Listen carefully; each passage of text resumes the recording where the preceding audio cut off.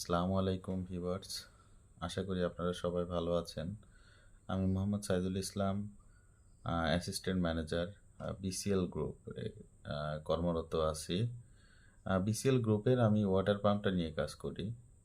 আসলে water pump নিয়ে কাজ করতে যেয়ে এই ১০ বছরে আমি অনুধাবন করতে পারলাম যে মানুষ আসলে তাদের পানির প্রয়োজনটা মেটানোর জন্য মূলত পাম্পটা কিনে থাকে। কিন্তু আসলে কিছু পাম্প কেনার ক্ষেত্রে তাদের পূর্ব কিছু পরিকল্পনা প্রয়োজন। যেমন আসলে কোন কাজের জন্য কোন পাম্পটা ব্যবহার করবে, আ আসলে কত হর্স পাওয়ারের পাম্পটা তারা ইউজ করবে, পাম্পটার আরপিএম হবে কত, ওই পাম্পটি পার মিনিটে কত পানি দিচ্ছে, এই পানিতে তার চাহিদাটা মিটতেছে কিনা। আসলে সার্বিক দিক বিবেচনা করে আ যেকোনো একটা পাম্প সিলেক্ট করা উচিত। আমরা অনেক সময় আ করি কি দেখা যাচ্ছে আমাদের আ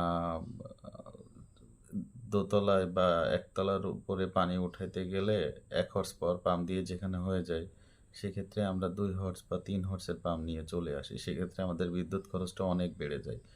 সো এই সমস্ত ছোটখাটো ব্যাপারে কিছু টিপস দেওয়ার জন্যই আসলে আমি ইনশাআল্লাহ এখন থেকে প্রতিনিয়ত ভিডিও করব।